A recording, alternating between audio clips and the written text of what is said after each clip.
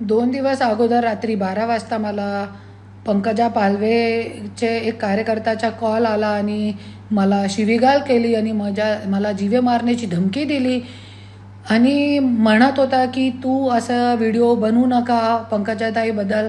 पंकजाताईने काही काम केले नाही, त्याच्यासाठी त्याचा तू पर्दाफाश करू नको. धनंजय मुंडेवरती काय तू व्हिडिओ बनवू नको, बोलू नको कोणत्याही.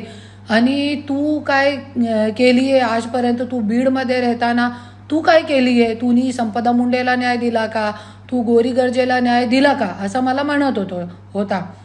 तो मी सांगितला की मी मंत्री नाही आहे आणि मी जरी मंत्री असती तो आज रणजित निंबाळकर आणि अनंत गर्जे जेलमध्ये असता. जरी मी होती पंकजा पालवे ताईचे जागेवरती मी मंत्री असती तर. पण हे काम जे आहे ते पंकजा ताईचं आहे. संपदा मुंडेला न्याय देणं हे पंकजा ताईचं काम आहे. गोरी गर्जेला न्याय देणं ते पंकजा ताईचं काम आहे. ते पंकजा पालवे ताई म्हणतीये ना, ते ओबीसी समाजाची नेता आहे, वंजारी समाजाची मुलगी आहे.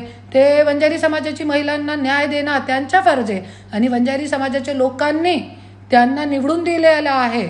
तो त्यांना विचारा तुम्ही. आणि तुम्ही मला शिवीगाळ करण्यापेक्षा, मला जीवे मारण्याची धमकी देण्यापेक्षा तुम्ही तुमच्या नेत्याला सांगा लोकांचे काम करा. फक्त जातीपातीचा राजकारण करून स्वतःची पुऱ्या भाजून मोठे मोठे भ्रष्टाचार करणारे हे लोक. चिक्कीचा घोटाळा केला होता, मोबाईलचा घोटाळा केला होता, माझ्या नवऱ्याने मला सगळं सांगितलेलं आहे. तरी पण मी आज गप्प आहे आणि खूप मोठी मोठी आहे ह्यांचे. पण मला जरी शिवीगाळ केली, जरी मी तोंड उघडला, आता तो फक्त मी लोकांचे प्रश्नवर बोलते, पण जरी